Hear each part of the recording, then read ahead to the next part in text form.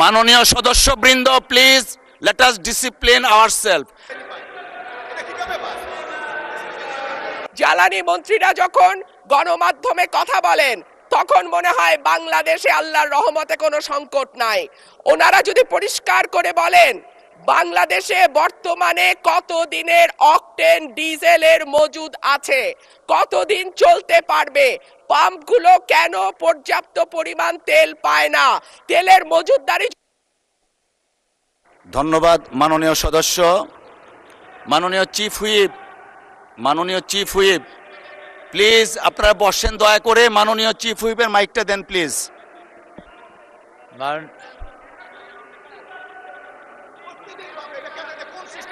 মাননীয় সংসদ সদস্য রুমিন ফারহানার বক্তব্য চলছিল, বিষয়টা একেবারেই অগ্রহণযোগ্য যা করা হয়েছে।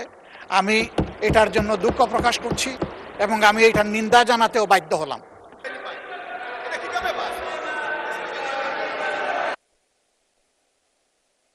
মাননীয়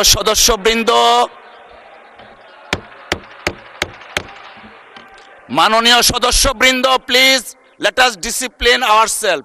মাননীয় চিফ হুইপ, আপনি দাঁড়িয়েছিলেন। আগামীর অগ্রগতির ভিত্তি আনোয়ার ইস্পাত, স্ট্রংগেস্ট স্টিল সিন্স 1978। মাননীয় বিরোধী দলীয় নেতা। ধন্যবাদ মাননীয় স্পিকার। এই সংসদ দেশের সর্বোচ্চ সম্মানের জায়গা। যারা এখানে নির্বাচিত হয়ে এসেছেন দেশের জনগণের সমর্থন, ভোট, ভালোবাসা, শ্রদ্ধা নিয়ে এসেছেন। আমরা সকল সদস্যের প্রতি শ্রদ্ধা জানিয়ে বলবো, কোনো সংসদ সদস্য যখন দাঁড়িয়ে কোনো কথা বলবেন তা নিয়ন্ত্রণ অথবা তাকে এলাও করার একক এখতিয়ার হচ্ছে মাননীয় স্পিকারের। সেই জায়গায় আজকে লক্ষ্য করলাম যে একজন স্বতন্ত্র সংসদ সদস্য তিনি যখন কথা বলছিলেন, দুঃখজনকভাবে ট্রেজারি বেঞ্চ থেকে সম্মানিত কিছু সদস্য এমন কিছু অঙ্গভঙ্গি করেছেন যেটা আমার বিবেকে আঘাত লেগেছে। আমি এটা আশা করি না।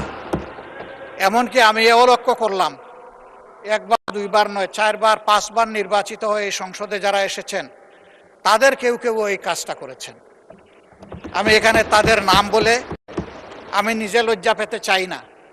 আমরা প্রথম দিনই অনুরোধ করেছিলাম ভালো কিছু সংস্কৃতির চর্চা হোক এখানে, এবং আমরা শিখতে চাই। আমরা জাতিকে নিজে শিখব, জাতিকেও আমাদের সাথে উদ্বুদ্ধ করব। মাননীয় স্পিকার, আজকে 2 বারই লক্ষ্য করলাম যে ট্রেজারি বেঞ্চ যেখানে আপনাকে সবচেয়ে বেশি সহযোগিতা করার কথা, সেখানে আপনি বারবার অনুরোধ করা পক্ষেও তিনারা চালিয়েই যাচ্ছেন। আপনি মাইক দেন নাই, তারপরেও সংসদে কি হচ্ছে আমরা কিছুই বুঝতে পারছি না। আর শেষমেশ যখন মাননীয় সংসদ সদস্য রুমিন ফারহানার বক্তব্য চলছিল, বিষয়টা একেবারেই অগ্রহণযোগ্য যা করা হয়েছে। আমি এটার জন্য দুঃখ প্রকাশ করছি এবং আমি এটার নিন্দা জানাতেও বাধ্য হলাম। ধন্যবাদ মাননীয় স্পিকার।